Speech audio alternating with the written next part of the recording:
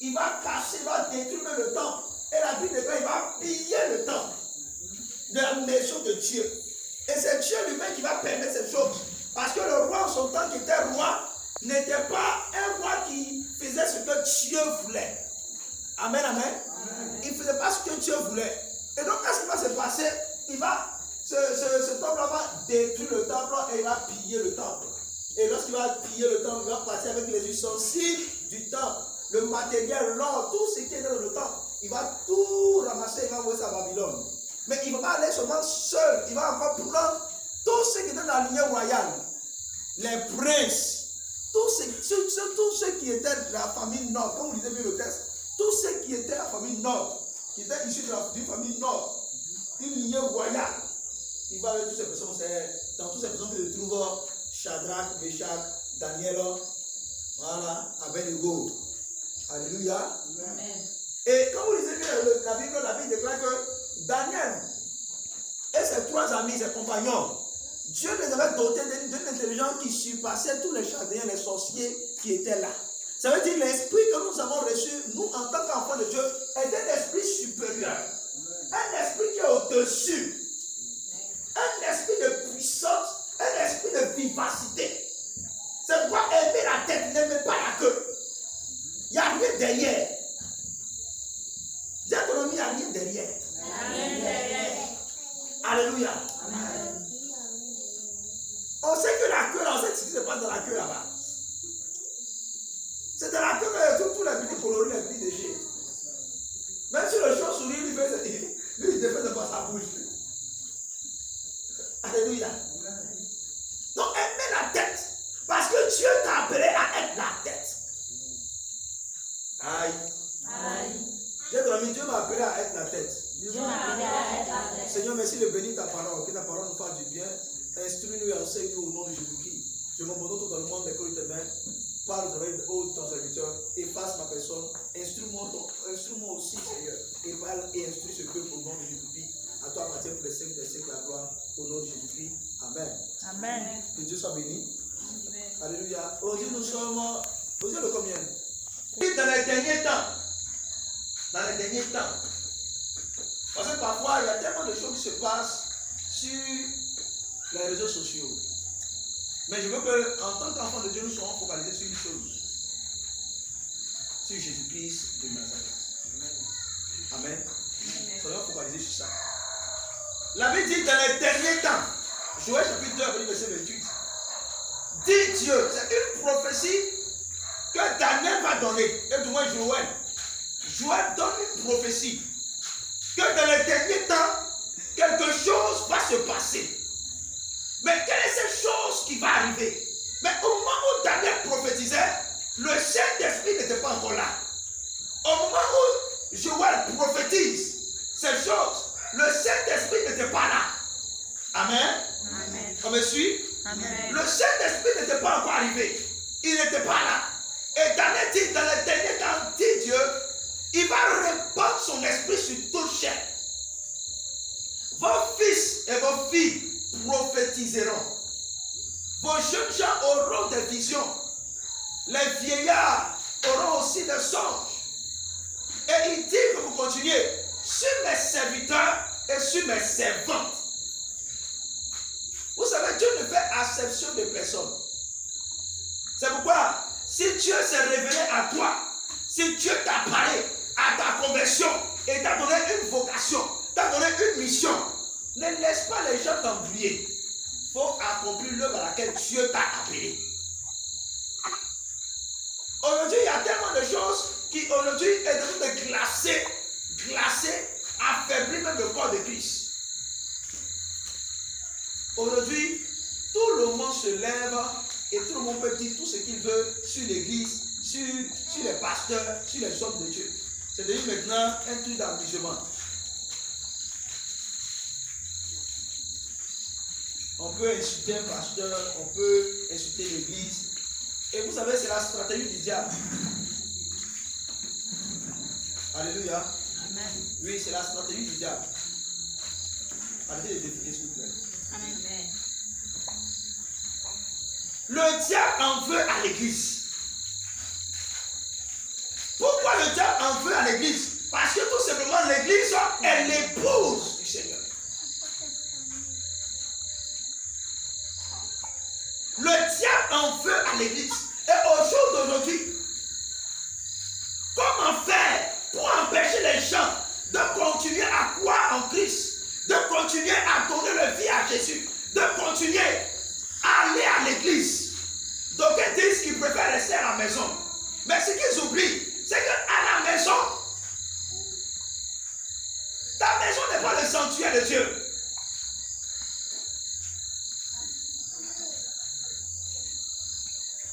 La Bible nous dit il est bon pour des frères de demeurer ensemble. C'est là que Dieu apporte la bénédiction et la bénédiction en abondance.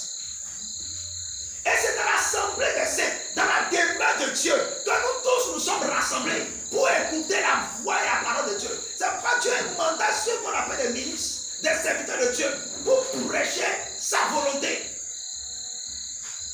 Donc la vie chrétienne, notre vie n'est pas conditionnée par quelqu'un.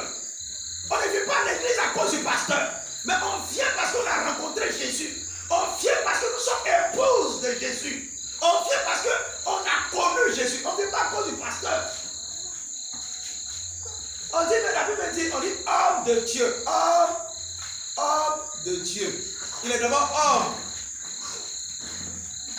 Et il a adopté cette stratégie-là. Et aujourd'hui, d'aucuns sont en train de dénigrer l'église.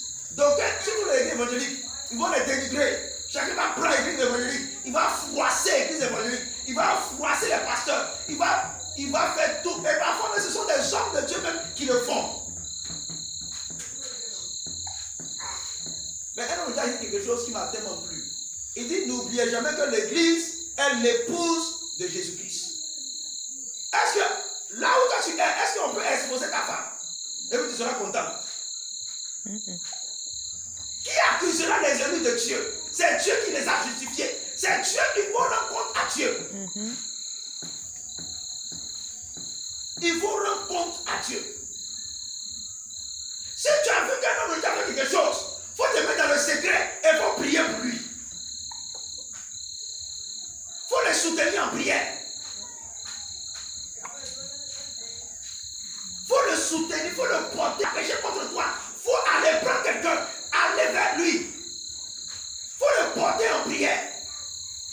Mais l'église est celle-là qui tue ses soldats en guerre.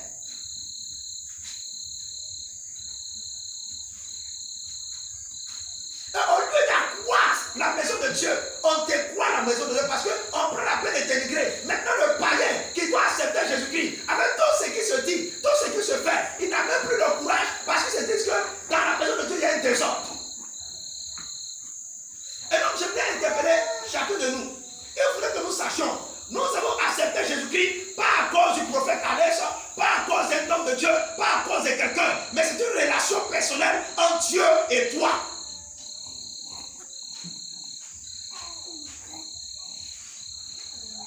C'est une relation personnelle.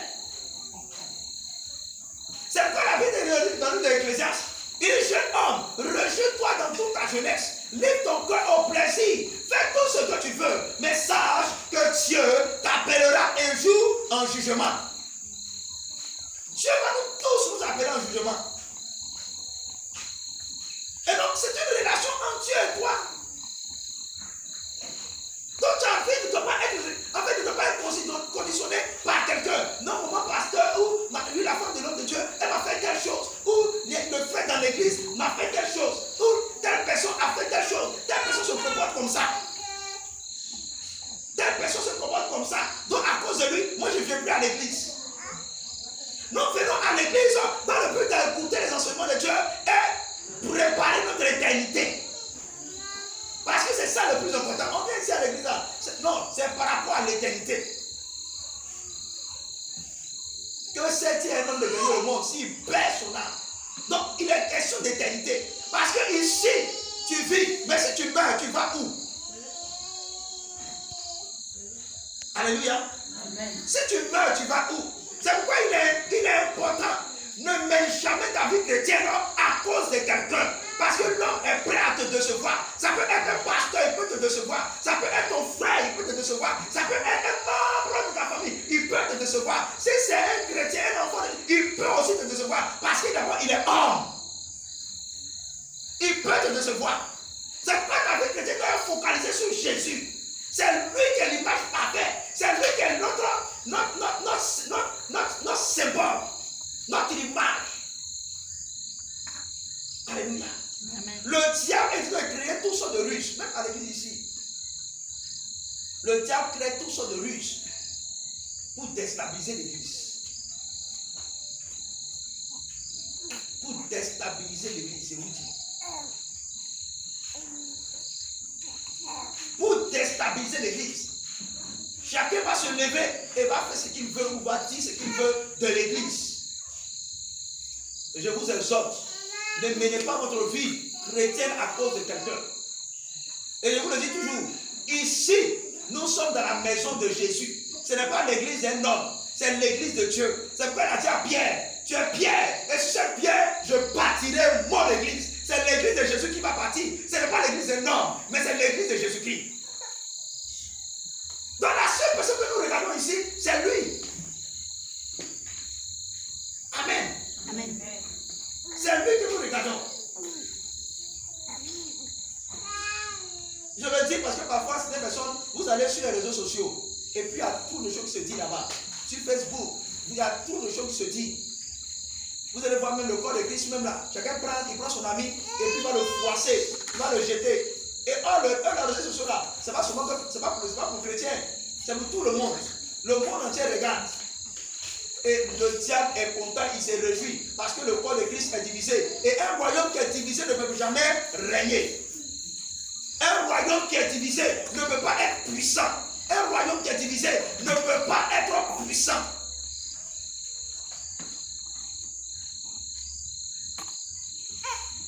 Je peux soulever peut-être une brique avec peut-être une seule main. Mais lorsque je la prends avec les deux mains, ça devient encore plus facile. Alléluia. Amen. Quand je prends avec une main, elle pèse sur la main. Mais lorsque je la prends avec les deux mains, elle devient encore plus facile. Ça veut dire que lorsqu'on se met ensemble pour accomplir la volonté de Dieu, on atteint le but. C'est pas lorsque Jésus vient, il ne vient pas seul. Il vient et il choisit 12 disciples. Lorsque Jésus vient, il choisit 12 disciples par rapport à la mission, par rapport à l'œuvre à laquelle Dieu l'appelle. Amen. Donc, ne regardez pas tout ce qui se dit, tout ce qui se fait. Focalisez-vous simplement sur Jésus-Christ de Nazareth. Si tu vois que quelqu'un, il a fait quelque chose qui n'est pas pris pour lui, il ne faut pas aussi rentrer puis critiquer. Il ne faut pas rentrer puis critiquer. Alléluia. Quand vous prenez Daniel le chapitre 1er, la Bible nous dit, lorsque le roi Nebuchadnezzar va ramasser tous ses trésors, il va piller le temple et il va apporter ça, il va apporter ça à Babylone. Arrivé là-bas, qu'est-ce qui va se passer? Après la mort de Nebuchadnezzar, quand vous lisez la suite, vous vous rendez compte que la Bible dit, le roi qui va succéder à Nebuchadnezzar, tellement il était heureux, tellement il était content, il va ordonner qu'on va chercher les ustensiles qui se trouvent dans la maison de Dieu. Et on va aller prendre ça. Les ustensiles que son père a enlevés en Israël, dans la maison de le temple de Dieu, qu'ils apportent ça. Et il prend ça, il met le feu dedans et il boit dedans. Mais si tu as livré Israël entre les mains, lui, des païens, cela ne t'autorise pas à venir prendre les ustensiles, ce qui est sacré, et tu pars dedans. Il y a la mort dans le pot. Yes, so. Il y a la mort dans le pot. Hey.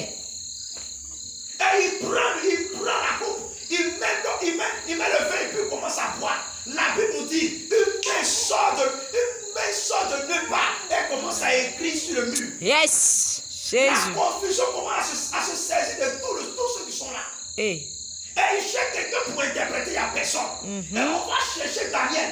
Lorsque Daniel vient, il a l'esprit du Dieu vivant. Et il dit, roi, parce que la fête a trop monté, que tu es tellement heureux, tu te permets d'aller prendre ce qui est sacré. Tu te permets d'aller toucher ce qui est interdit. Hey. Tu viens et tu bois dedans. Comment ça? Et comme tu l'as fait ici, voici, l'Éternel dit, il t'a pesé, et puis tu n'as. Et bien, comme il t'a pesé là, dans la balance, mais tu ne fous rien. Il va diviser ton royaume. La parole de Daniel, la parole de Daniel s'est accomplie immédiatement. La Bible dit dans la même nuit, le roi de Mède et de Perse sont venus assiégés par le Babylone et ils ont tué le roi. Waouh.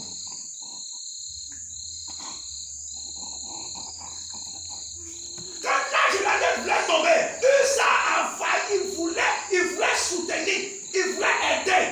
Dieu l'a frappé, il est mort. Ce qui te regarde pas, ne met pas ta bouche dedans. Hey.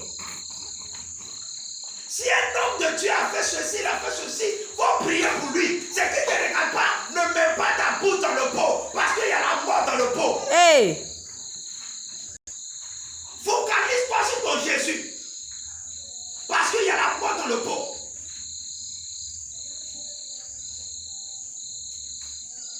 Il y a la mort dans le pot.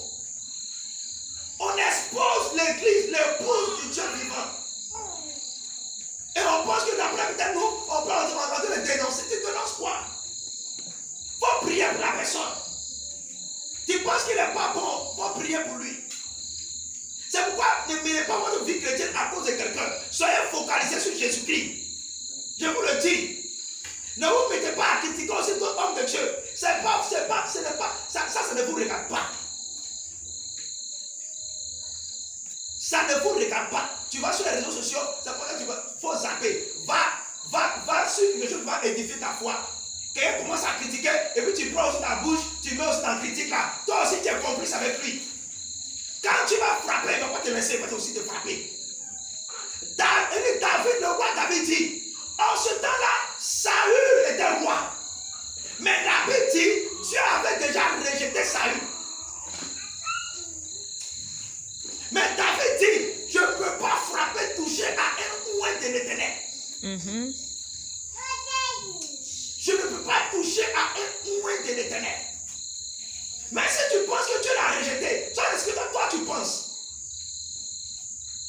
Mais c'est Dieu qui jugera ces oints, c'est Dieu qui les a établis et c'est Dieu qui les jugera. Yes, so.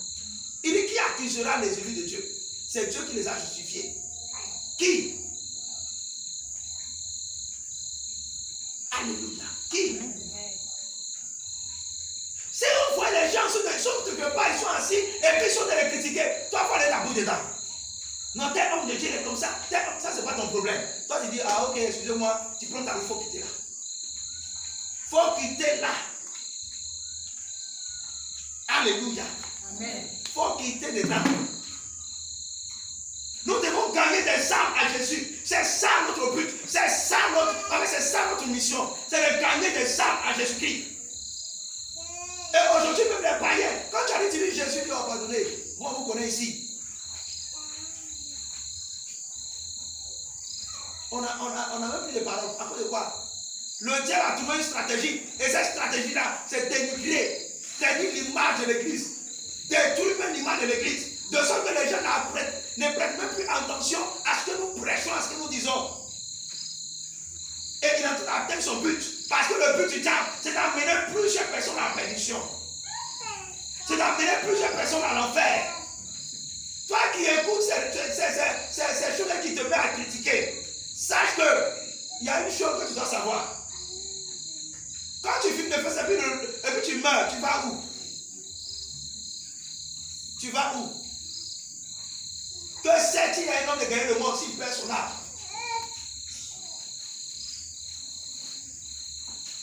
Alléluia. Et moi je demande à chacun de vous ici. Je vous demande, pardonnez. Ne mettez pas vos bouches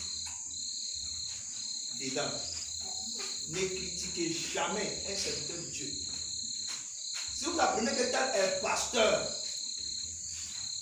en ayant dans vos bouches, même si tu doutes de lui, tu n'as rien à dire. Ça c'est ton problème, tu doutes de lui, il faut prier pour lui. Mais de la même manière que tu as dit critiquer, un autre pasteur là, c'est de la même manière aussi, on se peut me critiquer aussi. Si on me critique, ça va te faire non? Donc ne critique pas aussi d'autres personnes. Laisse-le là où il est. On dit il a fait ceci, il a fait ceci, tu vas prier pour lui. Même si le diable a infiltré l'église et a envoyé ses agents pour faire n'importe quoi, Dieu lui seul va établir sa justice. Parfois, on veut faire le parole de Dieu à sa place. Et donc, c'est autoproclame comme étant les défenseurs de Dieu. Ça, tu peux défendre Dieu.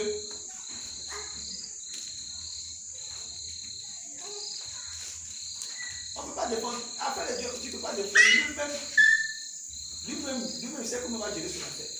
Toi, focalise-toi sur la vision qu'il t'a donnée. Toi, focalise-toi sur la mission qu'il t'a confiée. Il est question que nous gardions des âmes à Jésus-Christ. Quelqu'un pense ce que je dis? Que l'église arrête de vraiment s'entretuer. On a laissé même le but, le chose pourquoi Dieu nous a appelés. Voici les âmes qui meurent. Il y en a plusieurs qui meurent. Si on se consacre, Dieu va faire des choses extraordinaires. Tu vas faire des choses extraordinaires. Ce n'est pas un médicament, ce n'est pas un médicament. Le diable n'a rien inventé. L'onction, la puissance qu'il a, il a reçu de qui? Lorsque Dieu l'a précipité, Dieu n'a pas de prière, la paix de quand Dieu ne se répand pas de son don et de son appel.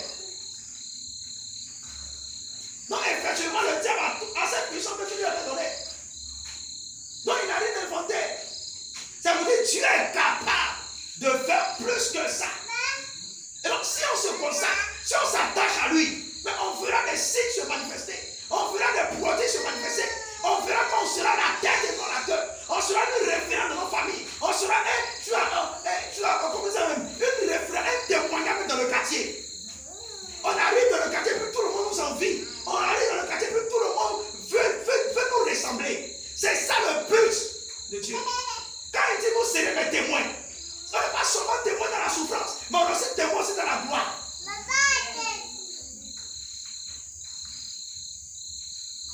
On n'est pas seulement témoin de Jésus lorsqu'on porte seulement sa gloire, mais on est aussi témoin de Jésus lorsqu'il est élevé dans la gloire. On est aussi témoin de Jésus lorsqu'il est mort, mais on est aussi témoin de Jésus lorsque Jésus est élevé dans la gloire, lorsque Christ est transporté dans la gloire. On est aussi témoin de Jésus dans la gloire. Alléluia. Amen. Donc le temps qu'on prend pour critiquer, et si on prenait ce temps-là pour travailler, si on prenait ce temps-là pour chercher Jésus, si on prenait ce temps-là pour se consacrer, pour prier le Seigneur, pour dire Seigneur, on veut changer notre génération, on veut changer, progresser notre génération. Seigneur, par l'évangile, par la bonne nouvelle, par la puissance de Dieu qu'on a reçue, on veut progresser notre génération, être une référence, être un témoignage vivant. Oui, c'est possible. Car rien n'est impossible à celui qui croit. Amen. Et je vous ai dit ici dans le vocabulaire de Dieu, le mot impossibilité n'existe pas. Amen. Alléluia.